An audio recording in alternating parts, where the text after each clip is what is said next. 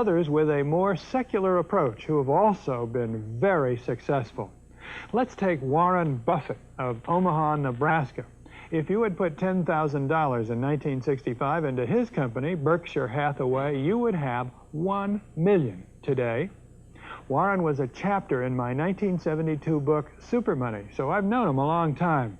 He learned his trade with Ben Graham, the original dean of security analysis at Columbia University.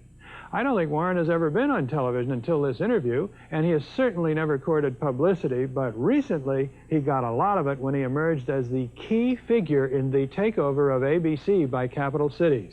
Warren will be the largest shareholder of the new company, and his own net worth is now far in excess of $500 million. But when I spoke with him last fall in his office in Omaha, he very characteristically made his investment style seem so perfectly simple. The first rule in investment is don't lose. And the second rule in investment is don't forget the first rule, and that's all the rules there are. I mean, if you buy things for far below what they're worth and you buy a group of them, you basically don't lose money. Warren, what do you consider the most important quality for an investment manager? It's a temperamental quality, not an intellectual quality. You don't need tons of IQ in this business. I mean, you have to have enough IQ to get from here to downtown Omaha, but you do not have to be able to play three-dimensional chess or be in the top leagues in terms of bridge playing or something of the sort. You need a stable personality. You need a temperament that neither derives great pleasure from being with the crowd or against the crowd, because this is not a business where you take polls. It's a business where you think. And Ben Graham would say that you're not right or wrong because 1,000 people agree with you.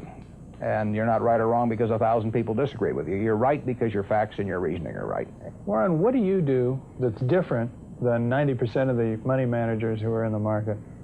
Certainly most of the professional investors focus on what the stock is likely to do in the next year or two, and they have all kinds of arcane methods of approaching that, but they do not really think of themselves as owning a piece of a business. The real test of whether you're investing from a value standpoint or not is whether you care whether the stock market is open tomorrow. If you're making a good investment in a security, it shouldn't bother you if they close down the stock market for 5 years. All the ticker tells me is the price. Yeah. And I can look at the price occasionally to see whether the price is outlandishly cheap or outlandishly high, but prices don't tell me anything about a business. Business figures themselves tell me something about a business, but the price of a stock doesn't tell me anything about a business. I would rather value a stock or a business first and not even know the price, so that I'm not influenced by the price in establishing my valuation, and then look at the price later to see whether it's way out of line with what my value is. So Buffett chose to stay in this world, Omaha, Nebraska, where corn grows just minutes from downtown. Now, Omaha is a nice town, but nobody claims it's a world financial center. Here, the only thundering herd is actually on 4 feet.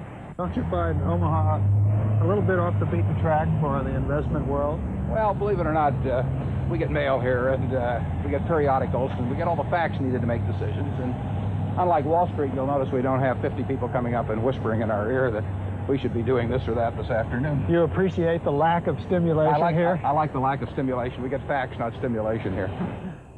How can you stay away from Wall Street? Well, if I were on Wall Street, I'd probably be a lot poorer.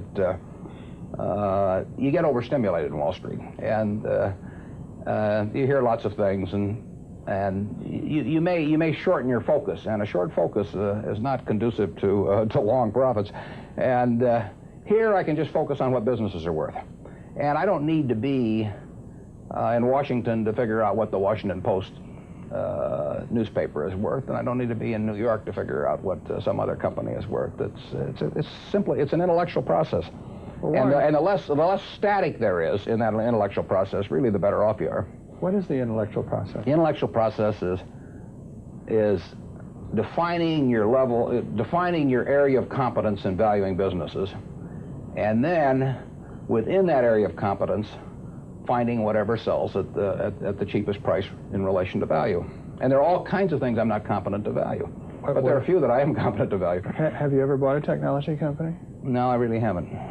In 30 years of investing, not one? I haven't understood any of them. So you haven't ever owned, for example, IBM? Which Never owned IBM. Marvelous company. I mean, a sensational company, but I haven't owned IBM. And so here is this technological revolution going on, and you're not going to be a participant. Gone right past me. Is that all right with you? It's okay with me. I don't have to make money in every game. I mean, I don't know what cocoa beans are going to do. I don't, there are all kinds of things I don't know about, and that may be too bad. But why should I know all about them? I haven't worked that hard on them. In the securities business, you literally every day have thousands of the major American corporations offered to you at a price that changes daily, and you don't have to make any decisions. You have to make nothing is forced upon you. So there are no called strikes in the business. The pitcher just stands there and throws balls at you. And if you're playing real baseball and it's between the knees and the shoulders, you either swing or you get a strike called on you. If you get too many called on you, you're out. In the securities business, you sit there and they throw U.S. Steel at 25 and they throw General Motors at 68, and you don't have to swing at any of them. They may be wonderful pitches to swing at, but if you don't know enough, you don't have to swing. And you can sit there and watch thousands of pitches, and finally you get one right there where you want it, something that you understand, and then you swing. And so you might not swing for 6 months. You might not swing for 2 years. Isn't that boring? It would bore most people, and certainly boredom is a problem with most professional money managers. If they try to sit out an inning or two, not only do they get somewhat antsy, but their clients start yelling, "Swing, you bum!" from the stands, and that's very tough for people to do. Warren, your approach seems so simple. Why doesn't everybody do it? Well, I think partly because it is so simple. That the academics, for example, focus on all kinds of variables. Partly because by academics you mean professors of right, finance? Yeah, the data's there. In business school? Sure, and the data's there. So they focus on whether if you buy stocks on Tuesday and sell them on Friday, you're better off, or if you buy them in election years and sell them in other years, you're better off, or if you buy small companies. There are all these variables because the data are there, and they've learned how to manipulate data.